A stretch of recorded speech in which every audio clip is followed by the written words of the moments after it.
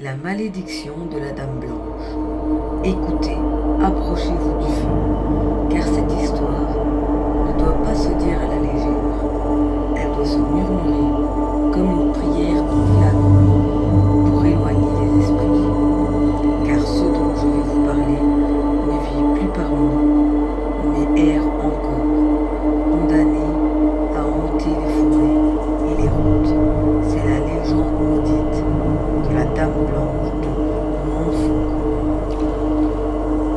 L'origine, il y a plusieurs siècles, à une époque où les châteaux s'élevaient encore, comme des grilles de pierre contre le ciel, le seigneur de Montfaucon régnait sur la vallée. C'était un homme puissant et cruel. Ses colères étaient redoutées et ses soldats craignaient plus son poing que l'épée ennemie. Son épouse, Isolde, n'était qu'une jeune fille quand on l'avait donnée en mariage. Une beauté rare, cheveux noirs comme l'ombre, peau blanche comme l'eau. Mais sa beauté ne lui valut que des chaînes dorées. Le seigneur, rongé par la jalousie, la retenait prisonnière dans ses appartements. Une nuit glaciale d'hiver, alors qu'elle priait dans la chapelle du château, le seigneur, ivre de vin, la surprit agenouillée devant l'autel, le regard perdu dans les flammes des cierges. Aveuglé par la suspicion, il la crut coupable d'infidélité. Dans sa rage, il n'écouta ni ses larmes ni ses serments. Il ordonna qu'on l'arrache de l'autel et qu'on la jette vivante dans la rivière, qui grondait au pied du château. Les soldats obéirent, mais avant que l'eau glacée ne la recouvre, Isolde maudit son coup d'une voix si forte qu'elle résonna dans toute la vallée. Toi et tous ceux qui viendront après toi, vous connaîtrez la peur dans mon monde. Vous verrez ma robe et ce sera la fin, que ma douleur se répande nuit après nuit jusqu'à ce que la terre m'évanche. Le courant emporta son corps, mais son âme resta, et c'est ainsi que naquit la Dame Blanche. Les premières apparitions. La nuit suivante, un paysan qui rentrait tard affirma avoir vu une femme au bord du chemin, vêtue d'une robe blanche qui flottait malgré le vent. Quand il s'approcha, elle leva la tête, ses yeux n'étaient que deux éboues noires, et sa bouche ouverte laissait couler de l'eau. Le paysan hurla, et son cri résonna si fort qu'on le retrouve du matin, le cœur arrêté, figé dans la boue. Quelques mois plus tard, le seigneur lui-même fut retrouvé mort dans son lit, les yeux grands ouverts, la bouche déformée par l'horreur dans sa chambre. Tout était trempé d'une eau glaciale, comme si la rivière avait envahi le château.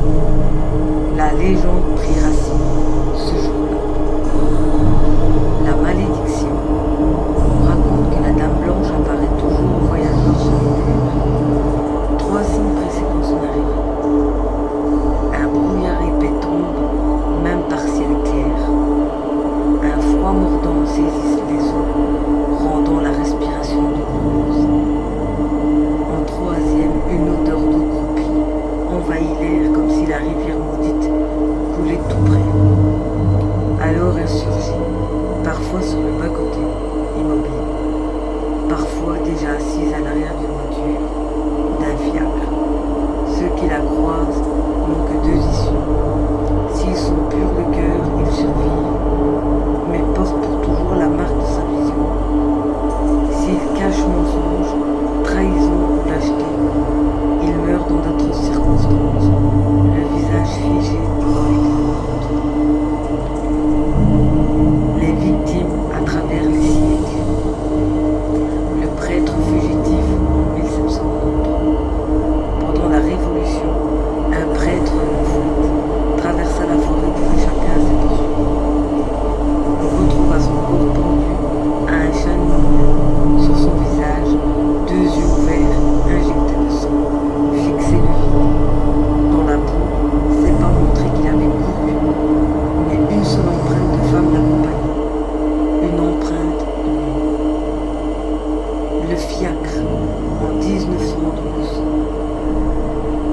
soir de tempête, un fiacre transportant un jeune couple tomba dans un ravin.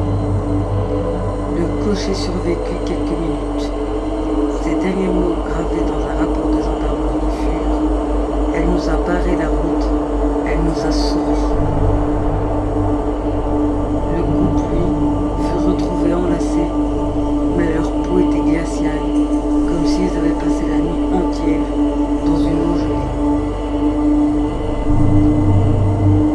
L'automobiliste, en 1987. Plus récemment, un homme affirma avoir pris en stop une femme vêtue d'une robe blanche détrempée. Elle ne parlait pas, ne bougeait pas. Quand ils arrivaient au village, il se détourna pour lui demander où la déposer. Le siège arrière était vide, trempé. Aujourd'hui, même de nos jours, la dame blanche roule encore. Les jeunes du village osent parfois prendre la route après-midi pour tester la légende. Certains en reviennent en riant mais changés, d'autres ne reviennent jamais.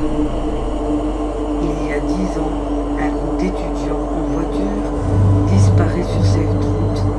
On retrouva le véhicule au fond de la rivière. Tous étaient attachés à leur siège, les yeux écarquillés.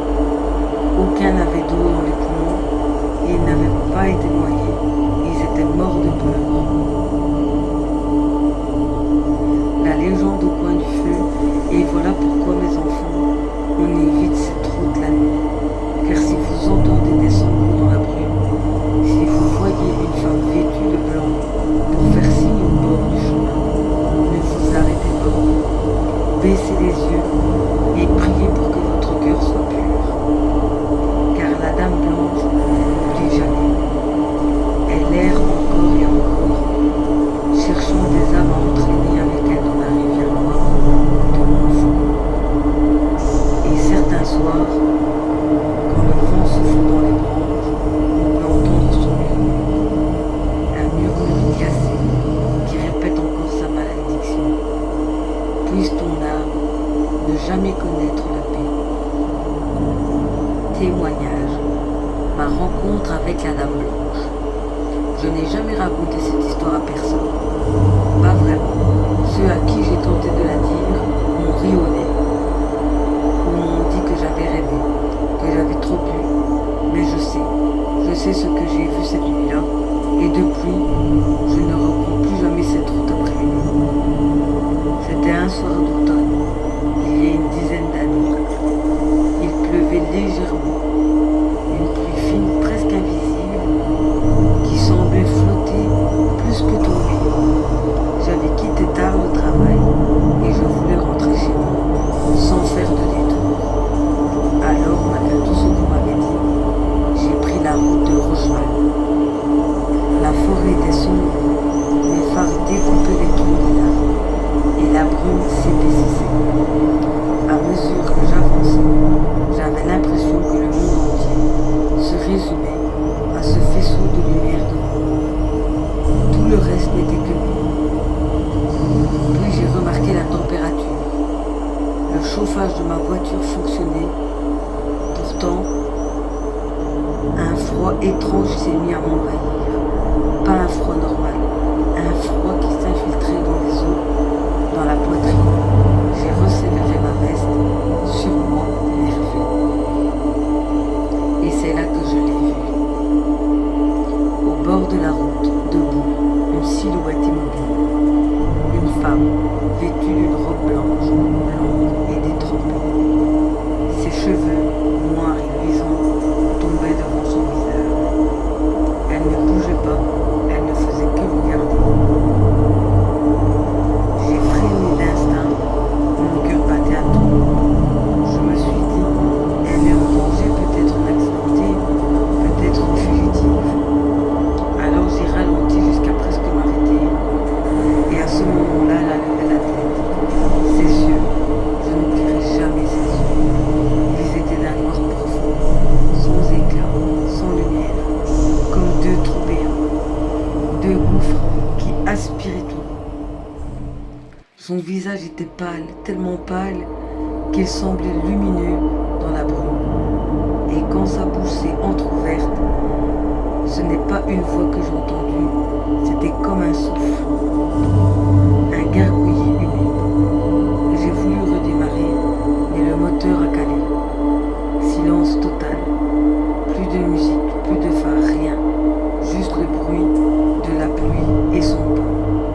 Oui, parce qu'elle avançait lentement, un coup, deux coups. Ses pieds nus s'écrasaient sur le bitume. Mouillé, trempé. Je tremblais, mes mains glissaient sur le volant. J'ai tourné la clé encore et encore, mais le moteur ne répondait pas. Et soudain, clac, la portière du passager s'est déverrouillée toute seule. Je n'ai pas osé regarder, je fixais la route devant moi, priant de toutes mes forces, mais je l'ai sentie. Elle est montée, l'air s'est glacé d'un seul coup. Ma respiration faisait de la buée, comme si j'étais dehors en plein hiver. Et dans le rétroviseur, j'ai vu son reflet, assis juste derrière moi, ses yeux collés à ses joues. Ses lèvres tremblaient, les ampoules un filet d'eau qui nous entoure. Elle ne regardait pas un mot, pas un cri, juste ce regard qui me transperçait. J'ai fermé les yeux et j'ai murmuré, ce n'est pas réel, ce n'est pas réel. Quand je les ai réouverts, elle avait disparu. Mais le siège était trempé, et sur la vitre arrière tracée avec un doigt invisible, une phrase s'inscrivait lentement, lettre après lettre. N'oubliez pas. Le moteur est reparti brusquement, comme si rien ne s'était passé. Les phares se sont rallumés et j'ai roulé. Je ne me suis pas arrêté, pas même pour respirer. J'ai roulé jusqu'au village, les mains crispées sur le volant, le cœur au bord de l'explosion. Quand je suis arrivé, je me suis jeté dehors. La pluie tombait toujours, mais l'air était tiède. Ma voiture pourtant portait encore l'empreinte de ce froid. Le siège passager était toujours trempé. Depuis ce jour, je ne dors plus de la même façon. Parfois la nuit, j'entends un goutte à goutte dans ma chambre, alors qu'il n'y a pas de fuite. Je sens une odeur d'eau stagnante, et quand je ferme les yeux, je revois son visage blafard, ses yeux noirs. La dame blanche ne m'a pas tué, mais elle m'a marqué. Je crois qu'elle